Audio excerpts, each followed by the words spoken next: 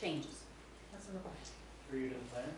So the zoning control bylaws, to go back to Doug's comment about the Georgetown, this is where you control parking. You say for every residential unit, you require 1.3 spaces. Exactly. It's very prescriptive. Okay, so the zoning bylaws state exactly how land may be used, where buildings and other structures can be located, the types of buildings that are permitted and how they may be used, lot sizes, dimensions, parking requirements, building heights, and setbacks from street. Construction of new development that doesn't comply with the zoning bylaw is not allowed, and the municipality will use to issue a building permit. Okay, so you have to comply with the zoning. That's what it's called. In today's society out there, and some of my son it just came up last night, the conversation we had. There are now houses out there that are self-sufficient. You know, you have a garden on the roof and all these different things. You don't have the way you're hooked up is all different.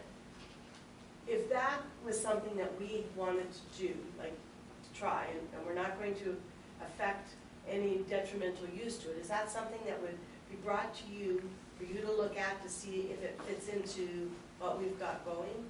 Like, I mean, if this was a proven thing, how would a person that wanted to do something out of the ordinary go about to do that with what we've got here? From a pure zoning perspective, if the, let's just say it's a house, okay, and it's in on a regular lot in a subdivision, and they wanted to put a green roof on it, it's a building code issue. It's not really a zoning issue at all. All dwellings have roofs, so it's a building permit. Now, if council wants to encourage that kind of design in a subdivision, we have to look at the official plan to get the policies, and then the zoning. There could, I mean, but generally that's a building issue. I guess we'd have to look at it in more detail, but your policy has to direct that. Your policy would encourage that, if that's what council wants to do.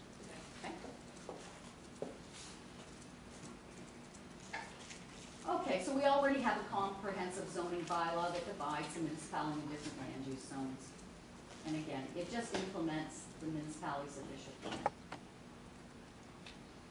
Okay, so again, I just want to reiterate, which I'm not going to reiterate anymore, all your decisions on zoning have to be consistent with the prevention policy statement.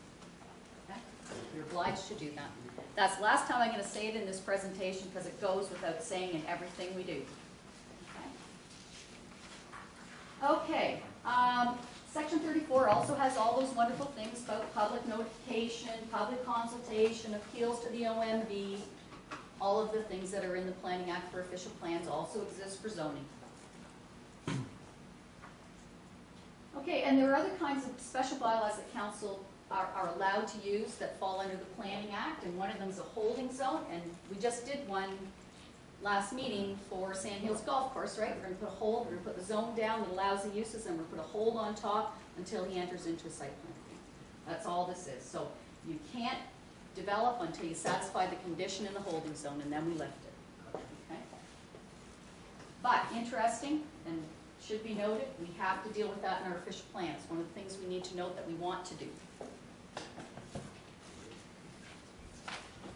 There's also increased density bylaws we can use, which basically allows you to extend beyond the height and density that's allowed in the bylaw, provided the developer is going to provide something to us to do that. Okay, so they're going to build us a park or a great big long walkway, and in return they would like a little more density on their site. We can do that. Yes, Councillor West. Does that apply, Patty, to single family dwellings on single lots? Generally, no. Because we have an issue up in the north end with South Cotton, apparently, the big structure on a very tiny lot. And this was the question, how was that approved? I would just say it met the provisions of the zoning bylaw. Okay, so 9 meters is the height, right? I specifically, we have range from 9 to 11 meters in the zoning bylaw. Okay. So Thanks. people don't get building permits unless they comply with the zoning bylaw. So I would have to say that they did comply, not probably. Unless they're the federal government. Well, no, there's always exceptions. Okay, interim control bylaws. Another mechanism we can use, it basically puts a temporary freeze in an area of the municipality that we want to study. say we identify that there's a problem in a neighborhood, we want to study it to see where we should go with it.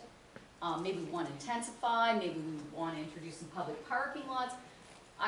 There's all kinds of things. We can put a holding zone on that area that really doesn't allow anything to happen until we make a final decision on what we want to see happen. Okay? Holding zone. It's usually for 1 year. That should give you time to study and then put a new zoning in effect. And then we lift interim control. Temporary uses.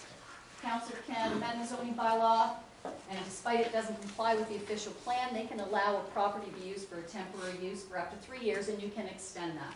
This also applies to garden suites, which we don't really have too many of in Lambton Shores. But a garden suite is a freestanding, portable dwelling unit that a person who lives on a property with an existing single-family dwelling can plop in their backyard. But they need to come to council for a temporary use zoning, because it's not allowed as a matter of right in our zoning bylaw now.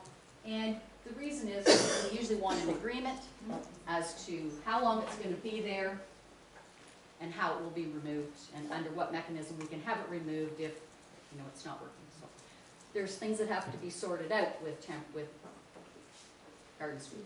Now, that's different than, we have provisions in the Planning Act right now that allow second dwelling units in a dwelling, right? And second dwelling units in a detached garage, we've dealt with those. Those are different than these garden suites. These are portable little, let's call them something that kind of looks like a trailer, a granny suite, and that's what their original intention was, to do that, to allow a second family, perhaps aging parents or your mid-20 children to still live with you but have a separate entity. That was the original thought of it. Now they're used for intensification. But they're temporary.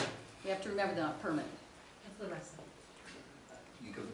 I got lost for a second there. You said they're now used for intensification, and that's because of the absence of a zoning bylaw that allows for them, or? That's because a council would say they're appropriate, and it would also say that above and beyond that you can have a second dwelling unit in your dwelling. So we're already intensifying, right? So this is just another way of doing it, but it's usually for a specific purpose.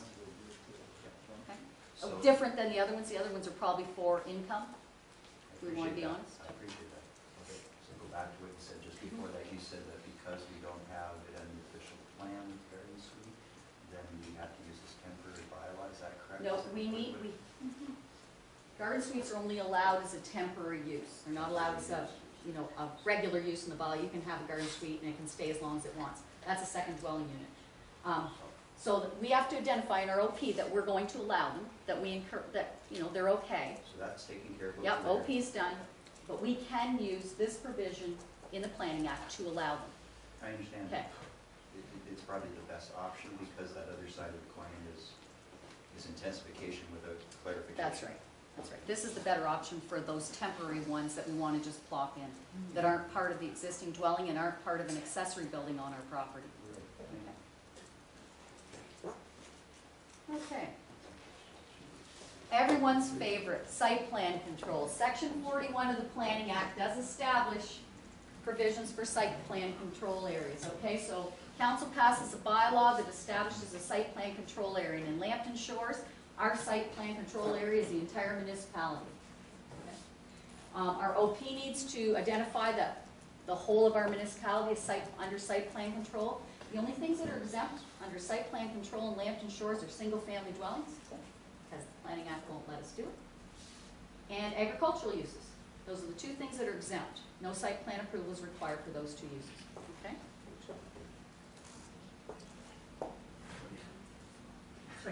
Just a quick one. Must councils approve every site plan? Absolutely. Because we require an agreement, and the power to approve site plans is vested in council. Okay, so site plan controls are used to ensure that developments are built and maintained in a way that council approves. New developments meet certain standards of quality and appearance. There's a safe and easy access for pedestrians and vehicles. The appearance and design features of the buildings and their sustainable design are satisfactory. There's adequate landscaping, parking and drainage. and nearby properties are protected from